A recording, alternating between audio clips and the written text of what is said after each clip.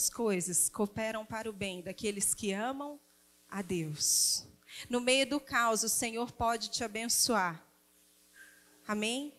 Por isso que você precisa ficar atento e entender qual é a mensagem que você está absorvendo mais de todas as mensagens que você está recebendo. Qual é a mensagem que está ficando no seu coração?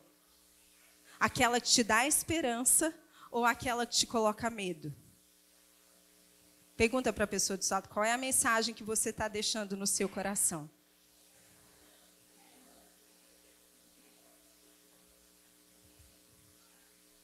Abre comigo, hoje a gente vai falar de alguns aspectos. O tema da palavra é não morda a isca. A primeira parte que a gente vai falar hoje, eu vou dividir em algumas partes para facilitar o seu entendimento. Chama Conhecendo as Estratégias do Inimigo. Por que é importante aprender a discernir as estratégias do inimigo? Quem pode me ajudar? O que a Bíblia fala sobre isso? Vou dar uma dica. Uma das passagens está lá em Oséias. Eu vou ajudar vocês. Que o meu povo perece por falta do quê? De conhecimento. Então, quer dizer que se a gente buscar conhecer e entender, por exemplo, como o inimigo opera, isso pode nos colocar numa posição de vantagem. É ou não é? Porque uma vez que eu conheço as estratégias do meu inimigo, eu vou saber como entrar no jogo e vencer ele. Então, a primeira coisa que eu quero te trazer é que a principal estratégia de Satanás se chama engano.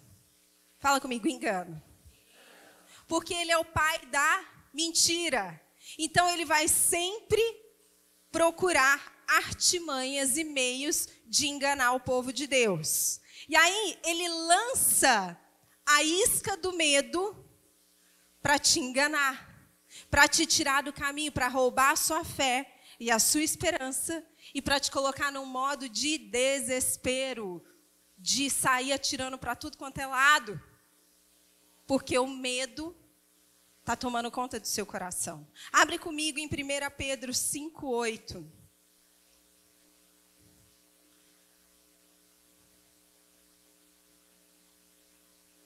A palavra diz, sejam sóbrios e vigiem.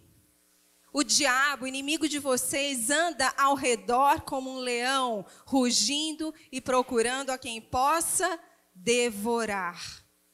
O que é ser sóbrio, gente? Tá todo mundo sóbrio aí, né? Amém, glória a Deus, eu espero que vieram todos sóbrios. O que é ser sóbrio? Alerta, que mais? Consciente, ou seja, é não estar entorpecido por alguma outra coisa, por uma substância, por uma emoção, por uma mensagem que me desvia. E o apóstolo, ele fala assim, sejam sóbrios e estejam alertas. Fiquem atentos. Deixa eu contar algo para vocês. Nesse momento, exatamente nesse momento que você está, você não pode se distrair. Para pensar na sua rotina, no seu dia a dia. E já vou te dar uma dica, vou antecipar ela. O diabo vai vir te trazendo e te propondo muitas distrações.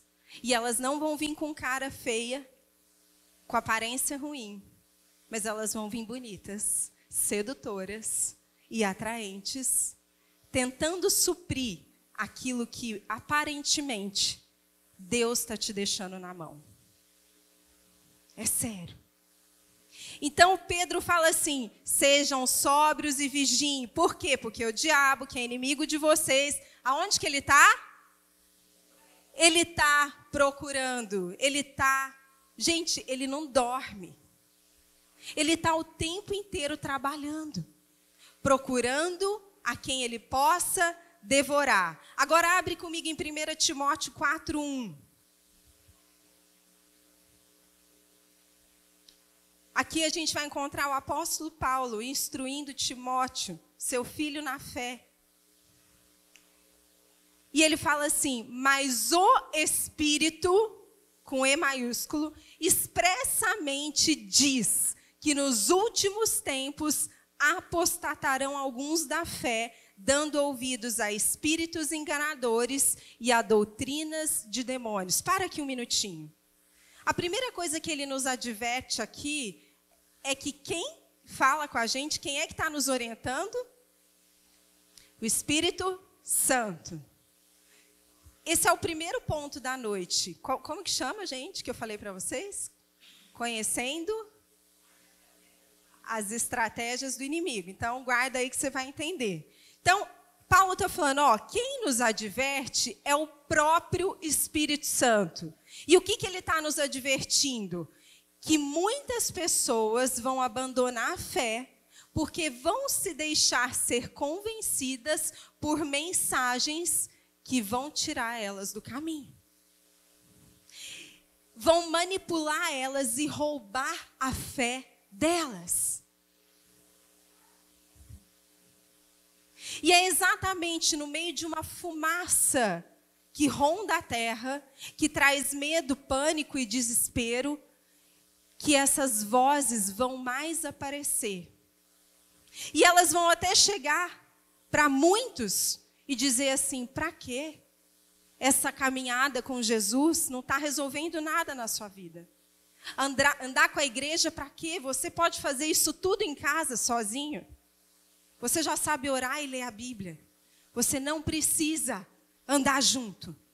Ou então vai buscar algo que seja mais gratificante, que te dê mais resultados. Sabe o que é mais interessante? Paulo não estava falando com pessoas que não eram crentes. Ele não estava falando com gente que precisava se converter. Ele estava falando exatamente com os crentes. Se ele está falando com os crentes, isso significa que isso pode acontecer com os crentes. Fala para a pessoa do seu lado: você é crente? Se sim, isso pode acontecer com você. Então é um alerta para nós hoje, porque a mensagem que está rodeando a nossa vida, ela é forte no sentido de querer nos roubar a fé. A pastora Fabíola entrou falando: o justo não vive pela fé. Eu falei: amém. Amém, é isso que o Senhor também tem ministrado no meu coração. O justo vive pela fé, não vive por aquilo que ele vê. Eu falei ao contrário, né? Mas ainda bem que vocês estão ligados. Agora eu quero te perguntar: aonde os espíritos operam? Você sabe, os espíritos do mal, os verdugos, como o pastor Marcelo gosta de falar. Aonde que eles operam? Na nossa mente, tá? O que mais? Fala comigo: no escuro. Eles se camuflam nas trevas. Eles operam no meio da sombra. E como eles operam? O que eles querem? Uma forma de nos persuadir, de nos manipular e de nos... Qual que é a principal estratégia de Satanás que eu te falei? O engano. E uma forma de nos enganar. Sabe o que eles fazem? Eles vão gerar confusão, dúvida, instabilidade e variação de pensamento. Para que você então saia do lugar seguro que você só pode encontrar em Deus. E aí tem uma coisa interessante que acontece com a gente. Eu vou te explicar de uma forma bem simplista um pouquinho do funcionamento, do nosso funcionamento humano. Deus nos criou para funcionar bem em lugares, em ambientes aonde, presta bem atenção, aonde a gente é amado, aonde a gente se sente seguro, aonde a gente se sente pertencente. Nesses lugares, o nosso organismo funciona muito bem. Inclusive, o nosso organismo a nossa farmacinha natural funciona com todo o ritmo que ela precisa, à medida que a gente vive e vivencia nesses ambientes que são mais saudáveis. Esse é o ambiente que Deus fez a gente para viver. Tem uma outra coisa a respeito do nosso cérebro, que é o seguinte: o nosso cérebro, ele tem alguns gatilhos sociais. Por exemplo, ele tem a necessidade de saber o que vai acontecer. Então, toda vez que a gente está diante de um cenário que a gente não sabe o que vai acontecer, que a gente se sente inseguro, que existe instabilidade, o nosso cérebro entende isso como um sinal de ameaça. E quando nós estamos em ambientes que a gente se sente ameaçado, nós não somos produtivos, ou seja, nós não funcionamos no nosso melhor estado. A gente funciona de forma tóxica. E o que acontece é que o nosso corpo, o nosso cérebro é bombardeado por emoções, por exemplo, como angústia, medo, ansiedade, frustração, e isso afeta as nossas capacidades executivas, que são a nossa tomada de decisão, a nossa capacidade de fazer julgamentos, a nossa análise de situações. O inimigo, sabendo disso, sabendo de como a gente funciona, ele adora colocar a gente em situações que a gente se sente ameaçado. Por quê? Porque a gente vai ficar menos inteligente, menos criativo, menos produtivo, e as nossas ações vão ser afetadas, consequentemente, os nossos resultados. Então, o tempo inteiro, ele está procurando situações que a gente possa se sentir num estado de ameaça. Ah, deixa eu contar uma coisa para vocês. Essa semana, quem está fazendo aliança aqui? Que é o curso de casais. Ah, eu vou contar. Uhul! Eu ouvi falar que teve alguém no curso Aliança que falou que normalmente se sente ameaçado quando acorda e olha para o lado, é verdade? Ah. Que olha para o cônjuge e já entra em estado de ameaça. Estou brincando. O curso Aliança é uma bênção, não tem coronavírus, viu, gente? Fiquem tranquilos, eles estão até aprendendo a olhar um no olho do outro, coisa que muitos casais não fazem, mas, e graças a Deus que eles estão aprendendo, mas é só uma brincadeira. Existem muitas situações que nos colocam nesse estado de ameaça e que afeta o nosso funcionamento e, consequentemente, afeta as nossas decisões, as nossas escolhas. Por que é importante, então, a gente saber um pouco mais disso? Por que é importante a gente saber como o inimigo funciona? Para que a gente saiba como gerenciar essas situações em que ele aparece, em que a crise aparece. Amém? Está fazendo sentido para você? Quando a Bíblia diz que conhecereis a verdade vos libertará. Abre comigo em 2 Coríntios 2:11.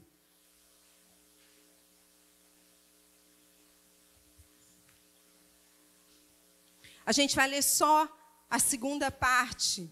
Paulo fala, a fim de que Satanás não tivesse vantagem sobre nós, pois não ignoramos as suas intenções. A gente precisa conhecer o que a Bíblia fala, porque ela nos dá todas as instruções que a gente precisa. Sabe, quando acontece qualquer coisa na sua cidade, na sua família, na sua nação, no mundo, a primeira coisa que você precisa fazer é parar e perguntar para Deus: Deus, pelo que eu devo orar? Mas a gente sai recebendo qualquer notícia que chega no nosso WhatsApp. E a gente já sai chegando a conclusões e se deixando ser absorvido. A mídia sabe disso. Por isso que ela manipula tanto. Ela sabe que qualquer notícia que ela lançar, ela vai pegar um monte de gente. Eu vou contar uma coisa para vocês. Outro dia eu estou lá na minha casa, toca meu telefone, aqueles números de outra cidade, né, que a gente nunca sabe de quem é. Como a gente tem alguns amigos fora de outros estados, eu sempre fico com a sensação, mas e se for alguém que a gente conhece que mudou de número? E eu atendi o telefone. Ô, prima! Oi! E eu estava tão focada no trabalho, que sabe quando você atende, mas ao mesmo tempo você está preocupada, porque eu queria terminar o negócio, eu fiquei meio brava porque eu não queria ser interrompida. Eu tinha separado 2 horas para fazer uma atividade focada mesmo, que ia me demandar muito a parte de raciocínio e tal. Mas eu atendi o telefone, mas eu atendi com esse sentimento, não prestando muito atenção no que o cara estava falando. E ele falava assim, nossa, que saudade e tal. E eu, legal. Quem é? Ué, você não está reconhecendo minha voz? E eu falei, não, quem está falando? E comecei a achar que era alguém me zoando mesmo. Falei assim, não estou. Nossa, tá bom, vai, eu vou considerar, porque faz muito tempo que a gente não se vê. O que passou na minha cabeça na hora? É algum parente do Marcelo, daqueles que a gente nem tem amizade direito. Aí eu falava assim, cadê o primo? Eu falei, ele não está aqui, o Marcelo não estava. E nisso ele foi me convencendo que ele era alguém parente do Marcelo. E ele, eu estou chegando aí daqui uns dias, queria combinar com vocês.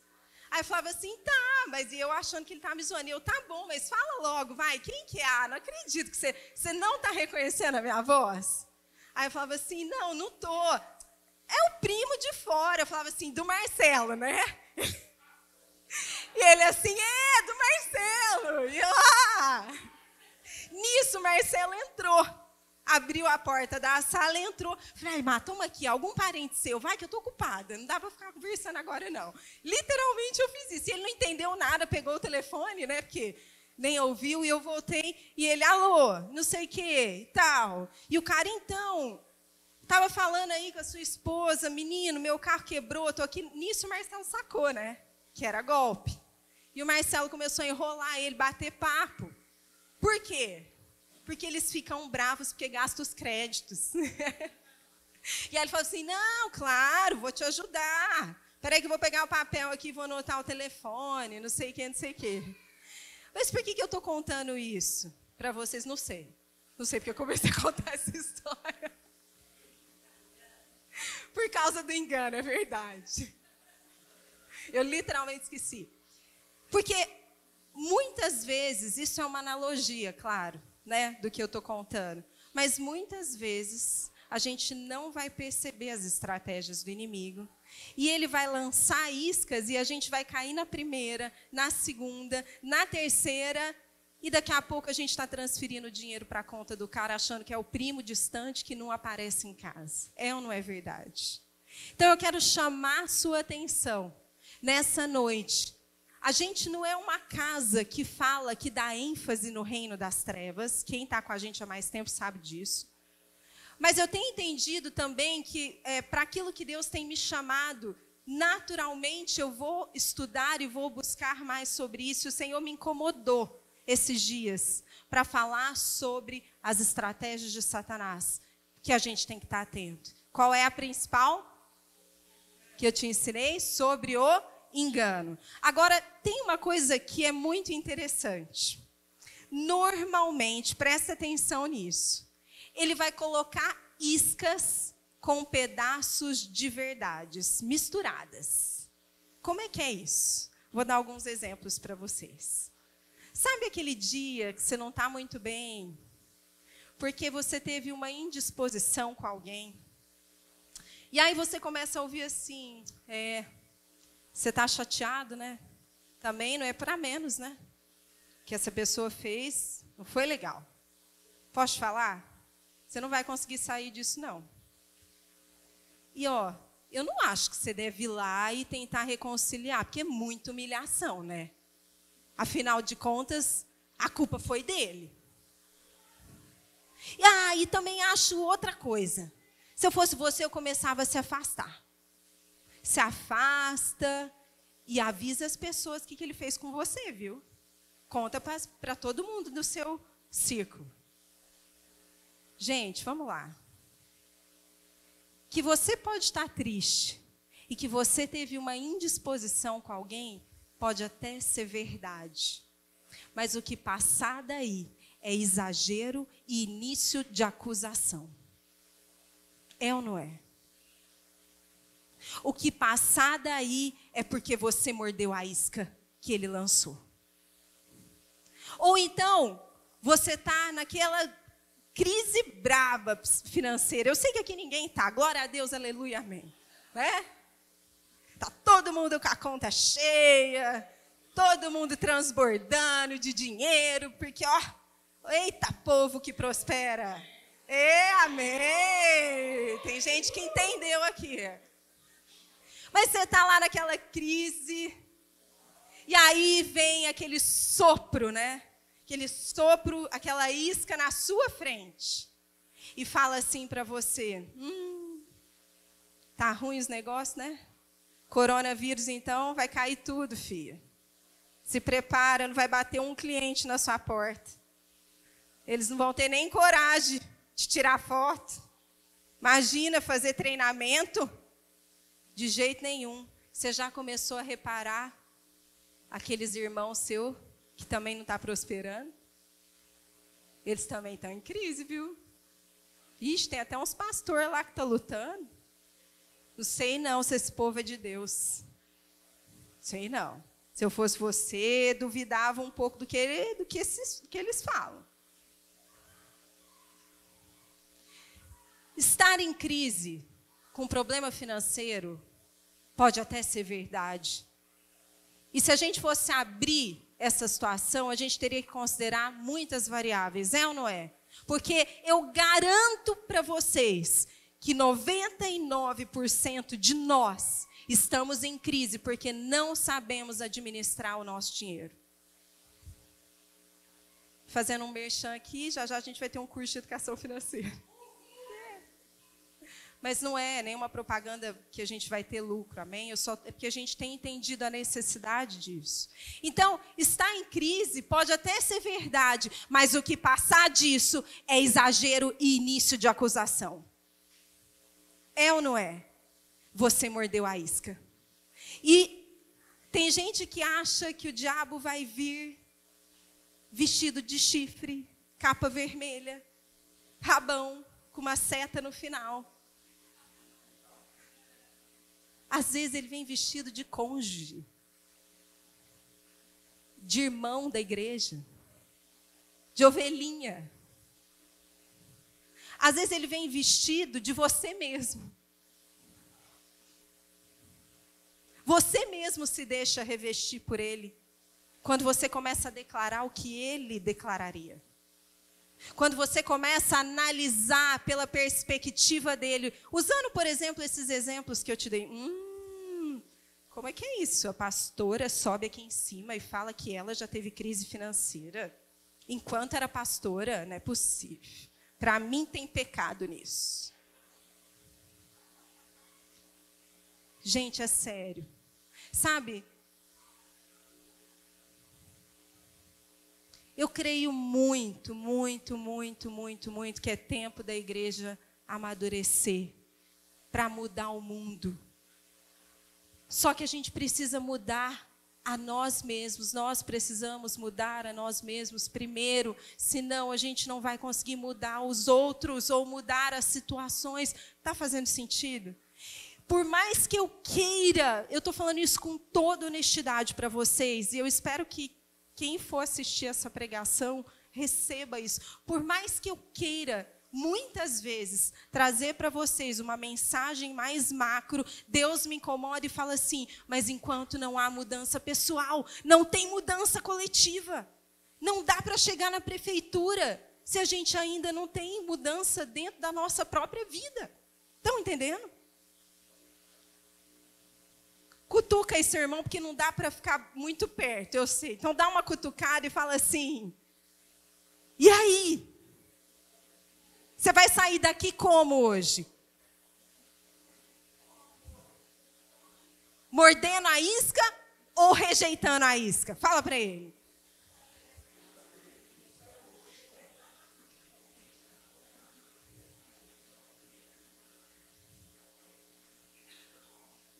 Aí vem a isca do coronavírus, né, que eu já falei aqui.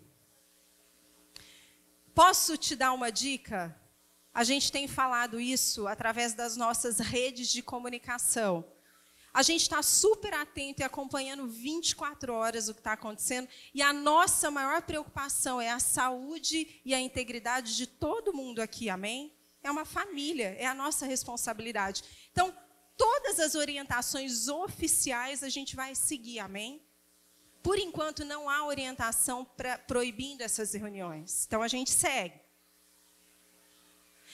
Só que, cuidado, presta atenção de quanta energia e tempo você tem gasto ouvindo notícias ou lendo notícias, e o quanto talvez não tenha sido maior do que o tempo que você gasta trabalhando e produzindo, ou orando e lendo a Bíblia. Eu estou trabalhando normal, eu estou levando a minha vida normal, eu estou ligando para os meus clientes, eu estou atendendo as pessoas da igreja como se não houvesse coronavírus. Porque também aqueles que são diligentes na crise, quando a crise passa, o que acontece com eles? Prosperam, porque eles são os únicos que estão prontos e preparados para receber a demanda que tem. É ou não é? Na sua área, como é que tem sido o seu comportamento? Sabe o que o inimigo quer? Ele quer que você... Muitas vezes a gente começa o dia super bem. Já repararam nisso? A gente começa o dia como um seguidor fiel de Jesus, mas termina um dia como? Como é que normalmente a gente termina o dia quando a gente morde as iscas? Desanimados, sem motivação, sem fé, com a fé enfraquecida muitas vezes. É ou não é? Fala assim, mas não vai acontecer isso comigo, porque hoje eu estou aprendendo como esse cara funciona e eu vou me armar contra ele. Ele não vai mais me enganar. Você pode falar isso?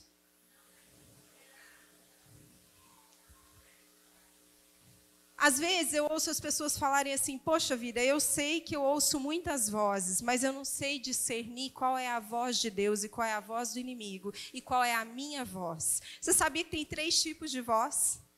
Essas 3 que eu falei, a de Deus, a do inimigo e a sua. Na maioria das vezes, quem fala conosco é a nossa consciência e a gente fala que é Deus falando. A outra coisa que acontece, eu vou te dar uma dica, você quer aprender?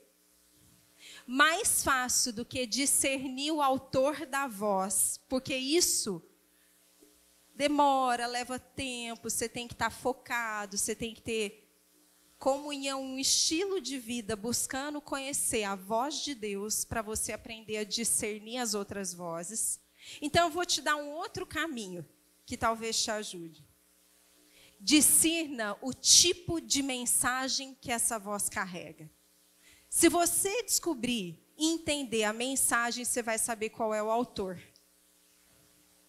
E aí é assim, a voz da carne, ela sempre vai carregar mensagens que contêm justiça própria, vitimização, autoproteção e conforto.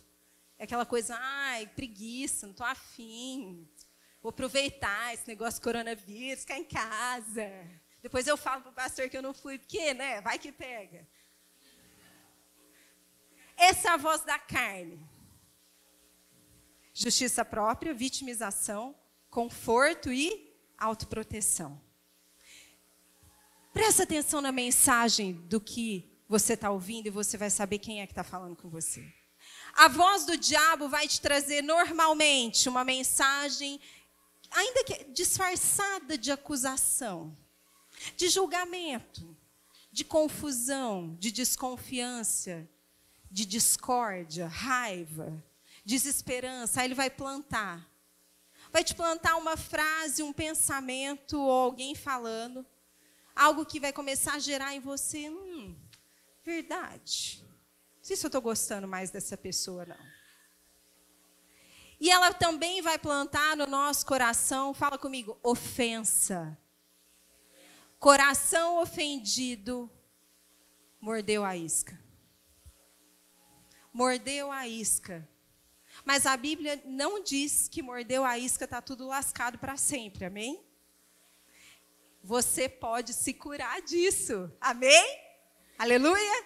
E como que é a voz de Deus?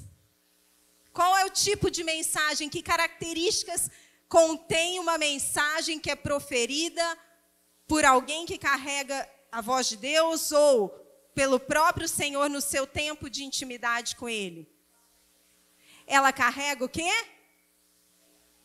Esperança, verdade. Mas não a verdade que te põe para baixo, mas a verdade que te faz crescer. Muitas vezes é uma voz de confronto, mas é uma voz que expõe aquilo que não está legal, mas ao mesmo tempo te apresenta o caminho. É uma voz que te encoraja, que te dá ânimo, que te conforta, que te ajuda a ampliar perspectiva e ver de cima para baixo. E ver um cenário maior, aquele que você não consegue ver sozinho, ou porque você está tão entorpecido pelas outras mensagens. E aí Deus vem, é como se Ele abrisse a cortina. E aí você começa a ver algo que muitas vezes já até estava ali, mas que você não conseguia enxergar. Essa é a voz de Deus, amém? Então, o primeiro ponto é: conheça as estratégias do inimigo. Agora presta atenção no segundo ponto e a gente vai trabalhar nele nessa noite. Busque, eu vou chamar esse segundo ponto de busque o que é importante mais do que o que é impressionante. Anotou aí? Abre comigo em Filipenses 3, do verso 3 em diante. Agora a gente vai ler um trecho grande. Cutuca seu irmão aí do lado e fala assim: "Ê, ganhou a semana, hein? Você que não leu a Bíblia a semana inteira, agora vai ler." Oportunidade, fala para ele. Deus te salvou dessa semana terminar sem ler a Bíblia, hein? 3. Vamos lá? Pois nós é que somos a circuncisão, nós que adoramos pelo Espírito de Deus, que nos gloriamos em Cristo Jesus e não temos confiança alguma na carne, embora eu mesmo tivesse razões para ter tal confiança. Quem está falando aqui é o apóstolo Paulo. Se alguém pensa que tem razões para confiar na carne, eu ainda mais. E aí ele vai começar a discorrer a bio dele. Sabe a bio? O currículo dele, que ele coloca lá no Instagram, não tem jeito, mas no Facebook, sei lá, no LinkedIn. E ele começa a discorrer: circuncidado no 8º dia, pertencente ao povo de Israel, a tribo de Benjamim, verdadeiro hebreu, quanto à lei, fariseu. O cara não era nada mais, nada menos do que das camadas mais importantes da sociedade da época. Quanto ao zelo, perseguidor da igreja. Quanto à justiça que há na lei, irrepreensível. Mas o que para mim era lucro, passei a considerar perda por causa de Cristo. Mais do que isso, considero tudo como perda, comparado com a suprema grandeza do conhecimento de Cristo Jesus, meu Senhor, por cuja causa perdi todas as coisas e as considero como esterco para poder ganhar a Cristo e ser encontrado nele. Eu sei que em algum momento, quando você leu essa passagem, já passou pela sua cabeça um paradoxo. Como que é isso? Como é que um cara que é tão bem sucedido considera tudo isso esterco, como perda, e abre mão de tudo aquilo que Deus deu para ele? Vamos continuar aqui. E ser encontrado nele, não tendo a minha própria justiça que procede da lei, mas a que vem mediante a fé em Cristo, a justiça que procede de Deus e se baseia na fé. Quero conhecer a Cristo e ao poder da sua ressurreição e a participação em seus sofrimentos, tornando-me com ele em sua morte, para de alguma forma alcançar a ressurreição dentre os mortos. Não que eu já tenha obtido tudo isso ou tenha sido aperfeiçoado, mas prossigo para alcançá-lo, pois para isso também fui alcançado por Cristo Jesus. Irmãos, não penso que eu mesmo já o tenha alcançado, mas uma coisa faço, esquecendo-me das coisas que ficaram para trás e avançando para as que estão diante de mim, eu prossigo em meio aos perigos, eu prossigo em meio às dificuldades, eu prossigo em meio aos desânimos, eu prossigo em meio aos nãos que eu recebi, eu prossigo quando eu sou contrariado. Ninguém fala amém? É assim que você fala quando isso acontece com você? Quando você é contrariado, quando você está no meio da dificuldade, quando alguém fala não, quando você está em perigo, você fala, eu prossigo para o alvo. E ele continua, prossigo a fim de ganhar o prêmio do chamado celestial de Deus em Cristo Jesus.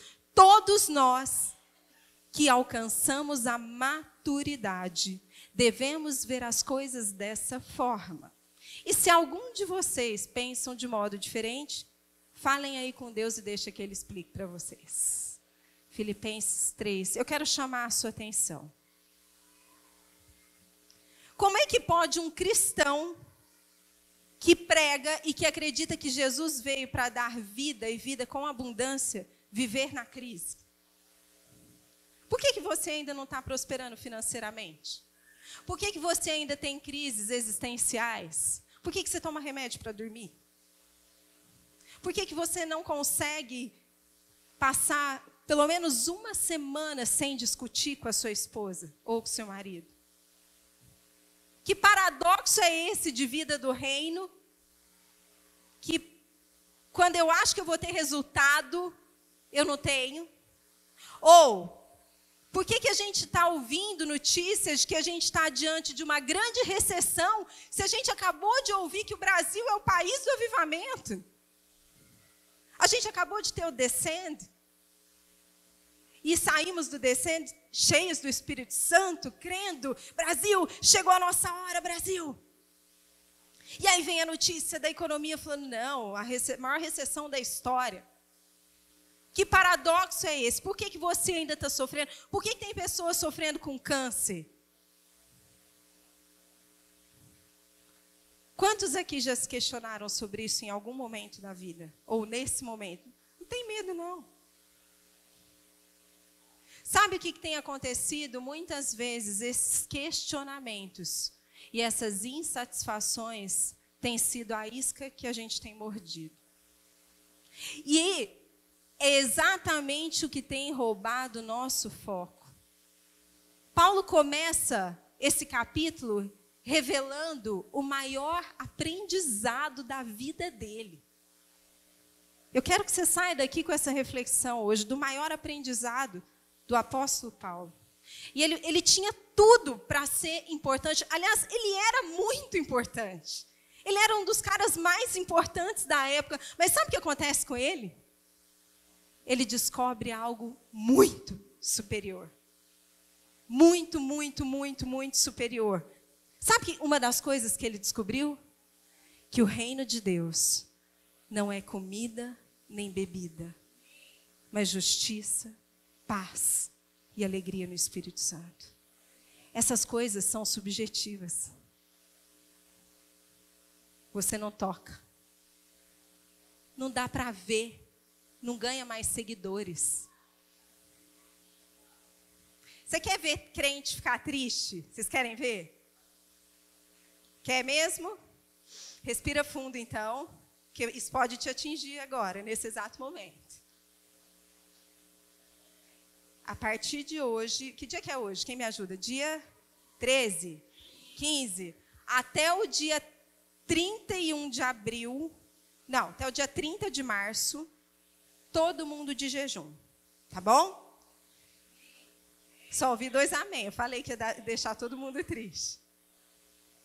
Crente fica triste quando tem que fazer jejum, é verdade. Porque a carne começa a aparecer e ela fala, posso te dar uma dica? Se não está conseguindo vencer algum pecado, vai jejuar. Vai mortificar a sua carne, porque o pecado opera na carne. Vai se consagrar a Deus. O reino de Deus não é comida nem bebida, mas justiça, paz e alegria no Espírito Santo. São coisas que a gente não toca, que o mundo não vê e que não aumenta o número de seguidores nas redes sociais. E aí, como é que vai ser agora? Paulo tinha tudo e ele fala: eu abro mão de tudo isso porque eu encontrei algo melhor. Parece um paradoxo, porque a gente acorda todo dia querendo conquistar. Vamos conquistar o mundo. O Pink, como é que ele chama? O cérebro. Sabe o que ele estava dizendo? Que à medida que ele crescia em Deus, todas as coisas que antes ele considerava como importantes iam perdendo valor. Sabe por quê? Sabe o que é o mais maluco de tudo isso? Que essas coisas novas que ele estava descobrindo não eram tão impressionantes quanto as outras coisas que ele tinha. As outras coisas que ele tinha apareciam para as pessoas. Os resultados da vida dele. Uau! Paulo. Mas as coisas mais importantes que ele descobriu e que ele começou a conhecer, não davam para ele essa mesma visibilidade que ele tinha. Esse mesmo aplauso que ele tinha. Não chamavam atenção. Você já parou para pensar que às vezes, ou que talvez na maioria das vezes, a gente tem comemorado as coisas erradas? Eu vou te dar alguns exemplos.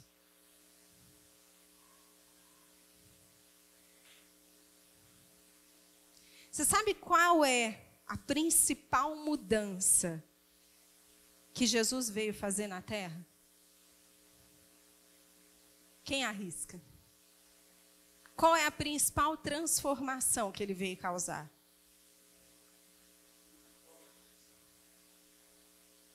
Em quem? A principal transformação que ele veio fazer na Terra é em mim e em você.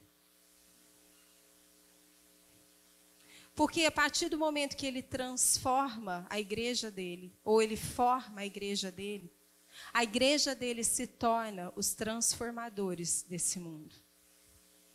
Jesus não veio buscar seguidores. Ele também não veio atender os padrões da época. As pessoas esperavam que ele vinha como rei de Israel e tomasse o governo de quem? De César? De Roma? E combatesse o Império Romano e lutasse, fosse para a guerra e sentasse lá no governo. Mas não foi isso que ele veio fazer. Porque normalmente a gente está esperando as coisas que os nossos olhos podem ver. A gente acha que essa é a nossa maior transformação e o nosso maior resultado. Aquilo que impressiona. Mas Jesus não veio impressionar. Ele veio gerar transformação. Para que dele nascesse uma geração de transformadores. Que pudessem então transformar o mundo. Está fazendo sentido para você? Pergunta para a pessoa que está do seu lado se está fazendo sentido. Então, uma coisa que você precisa estar preparado é que, presta atenção nisso, as principais mudanças que vão acontecer com você, ninguém vai perceber. Porque elas são internas. Quem aqui já não sentiu isso? Quem aqui já não sabe, já não passou por momentos em que sente que está mudando, que está com outra cabeça, que está encarando situações diferentes, que não está se abatendo mais tanto, que está tendo mais fome e sede de coisas que são eternas, do que de ficar correndo atrás do que é impressionante? Quem já sentiu isso? E como é que você... Provavelmente ninguém te falou nada. Provavelmente ninguém nem percebeu, talvez o seu cônjuge. Porque talvez você tenha contado para ele, hoje eu tenho sentido isso, porque Deus tem feito isso em mim. Tem me gerado esse temor, tem me gerado mais fome, mais sede, mas são coisas que o mundo não pode ver com os olhos nus. Era isso que estava acontecendo com Paulo. Sabe outra coisa que vai acontecer com você? Quando você ficar consistente em algo, as pessoas vão parar de te elogiar. Porque elas vão se acostumar com isso. Então, vou te dar uma dica. Se você tem necessidade de elogios, faça a coisa certa, só de vez em quando. Que aí as pessoas vão chegar e falar assim, ô, Carol, que bom que você fez isso hoje, menina, estava esperando. Você tocou bem hoje, hein, Carol? O que aconteceu? Parabéns! Ensaiou, né? Sei lá, pensa num outro exemplo. Ô, Fabiola, dessa vez você não me deu os canos no nosso compromisso. Poxa, muito bem, estou orgulhosa de você. Ela nunca me deu, tá? Estou só brincando. Então, quando você começar a ser consistente, você vai parar de receber elogios. Você está preparado para isso? Porque aquilo que é consistente deixa de ser impressionante. E aí? À medida que Paulo amadurecia, ele se tornava cada vez mais consistente. Sabe o que acontecia com ele? Ele se libertava da necessidade de ter que impressionar as pessoas.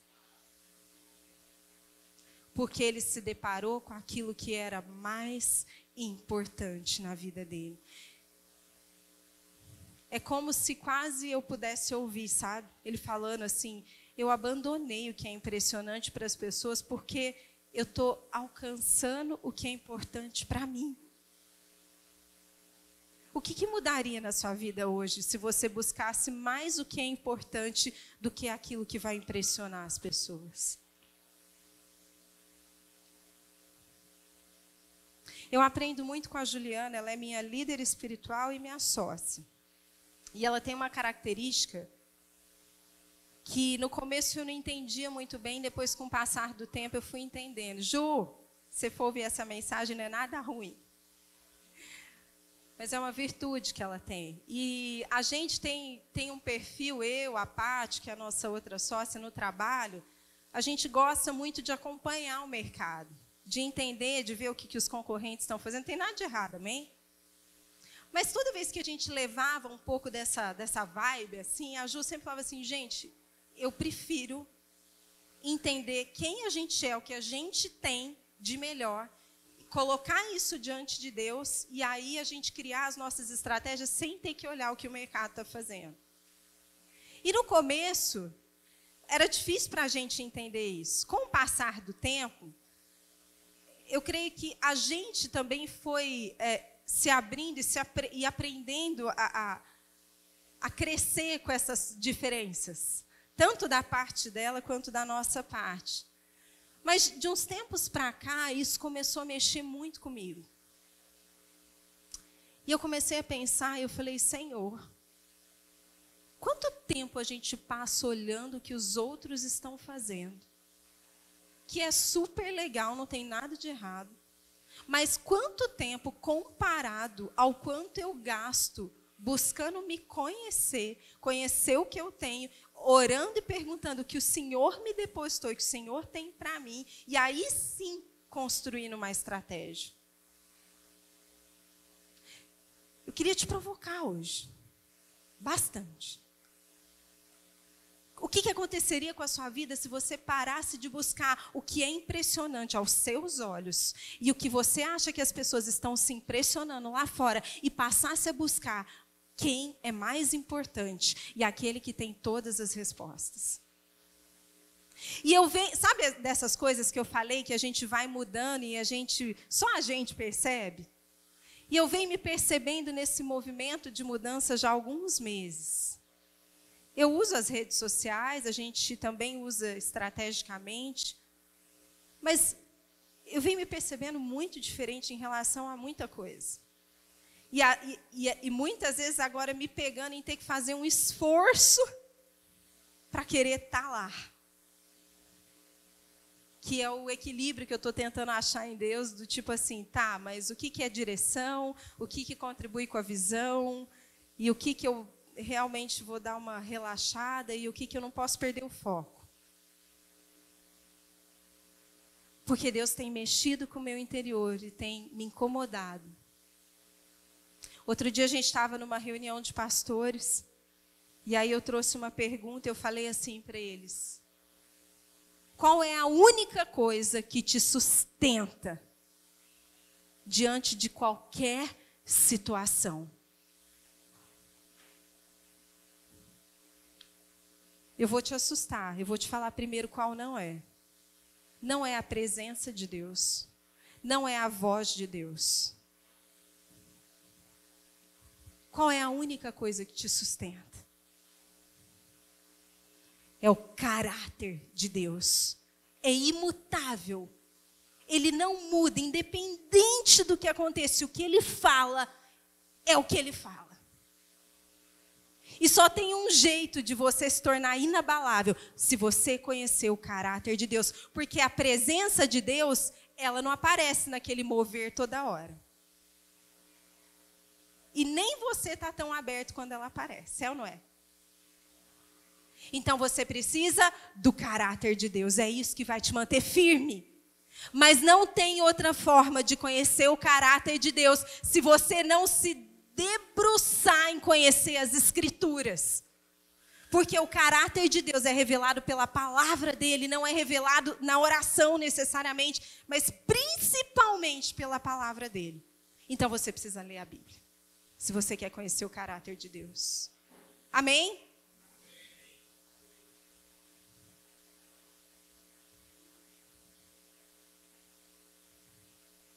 Paulo amadurece e diz, pode vir, Jéssica, por favor. Eu quero conhecer ele. Eu queria que você não se distraísse, a gente está quase finalizando. E é muito importante isso. Amém? Eu quero conhecer ele, o poder da ressurreição e a participação dos sofrimentos dele.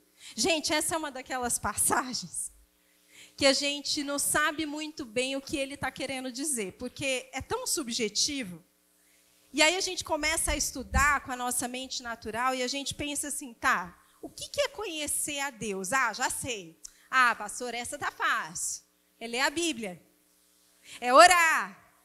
É parar de fumar. Ah, já sei, é parar de mentir. É quando eu paro de beber. É quando eu me torno missionário e vou para a África e represento o evangelho do reino de Deus. Mas não é isso que ele está falando. Também, muitas vezes, eu não sei você, mas eu gosto muito de estudar a vida de Paulo. De verdade, ele é um personagem, uma pessoa que mexe muito comigo. Muito. E aí, algumas vezes, eu já fiquei imaginando, poxa, Paulo preferia morrer do que ficar vivendo aqui na terra, porque ele entendeu que está lá com Deus. Mas não é isso que ele está falando. Olha só. Ele está dizendo assim, eu quero participar dos sofrimentos dele enquanto eu vivo. Ele não está falando eu quero morrer. Sabe o que ele está falando? Eu estou anulando as coisas que eu pensei que eu soubesse para conhecer aquele que me criou.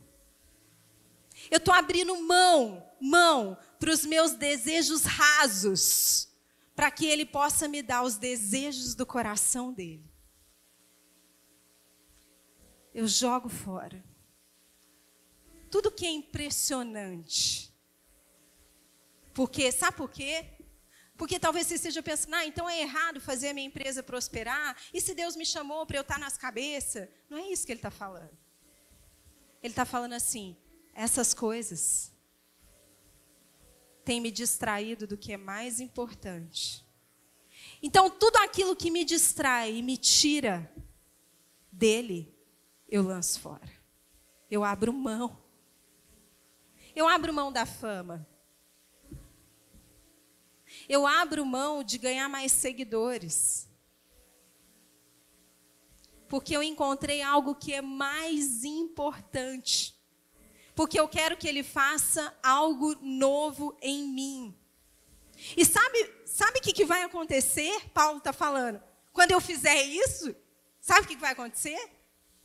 As pessoas vão achar que eu estou perdendo, que eu sou fracassado. E vão falar, ixi, aquele lá, minha filha, tem dinheiro não.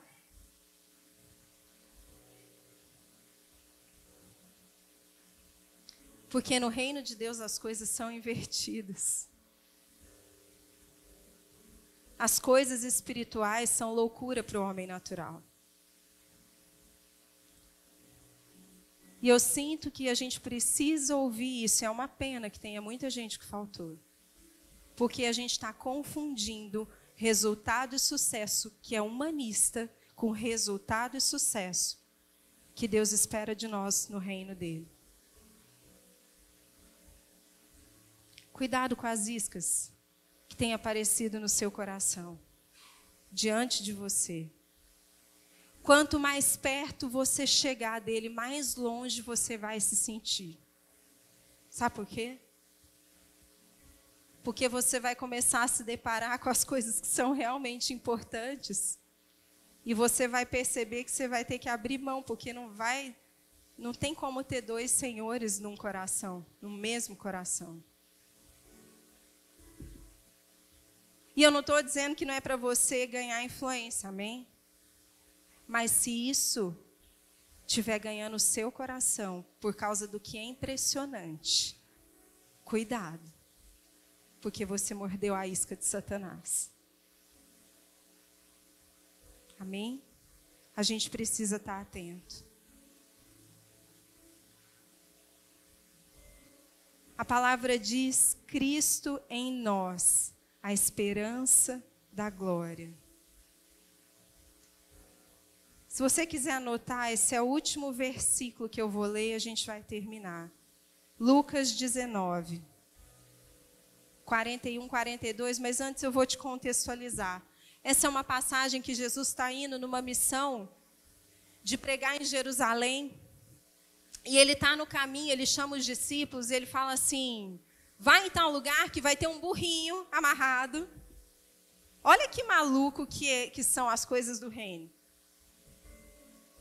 Jesus manda eles pegarem um burrinho que nem é dele. E ele não pede para o dono. E aí ele fala assim para os caras: vai lá, pega o burrinho, e se alguém interceptar vocês, fala que o Senhor... Quem é o Senhor? Fala assim, o dono. Quando você fala assim, Jesus é meu Senhor, você está dizendo assim, ele é meu dono. Isso significa que ele é dono de tudo que você é e tem. Complicado essas orações que a gente faz, né? E aí ele fala assim, se eles perguntarem alguma coisa, fala que o Senhor pediu para pegar. E isso acontece. Eles vão, quando eles pegam um burrinho, os donos vêm e falam, o que está acontecendo? Tipo, é nosso, você não está vendo? E aí eles falam e eles encontram Jesus. Agora eu quero que você imagine essa cena, o rei de Israel, o cara que desceu dos céus, pega um burrinho para a jornada dele e monta no burrinho. Mas ele não teria que andar de carruagem? Ele não teria que andar com os cavalos mais bonitos da época, impressionantes? Sabe por quê? Sabe o que Deus falou comigo? Nesse detalhe dessa passagem, Jesus não estava buscando ser impressionante, nem ganhar seguidores.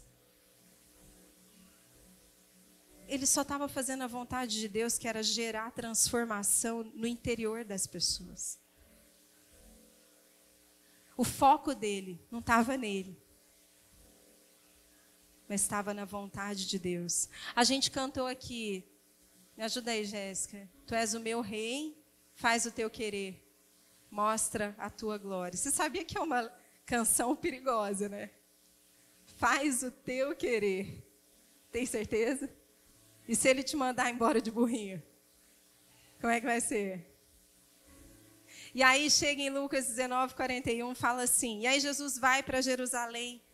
E a Bíblia diz que quando ele chega lá, Jesus chorou sobre ela e disse, ai Jerusalém, se você compreendesse nesse dia, sim, você também, o que traz a paz. Para aí um pouquinho.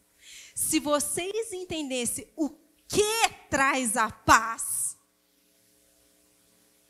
Se vocês entendessem que o reino de Deus não é comida, nem bebida, mas é justiça, paz e alegria no Espírito Santo, talvez vocês não estivessem sem dormir, tomando remédio, desesperados e sem saber o que fazer para pagar a conta. É uma pena, mas agora isso está oculto aos seus olhos. E se você continuar, ele vai dizer ainda, e daqui a pouco vocês vão perceber que eu passei por essa cidade, vocês não perceberam que eu estive aqui. É tempo da gente ser transformado de dentro para fora. Fica de pé comigo, por favor.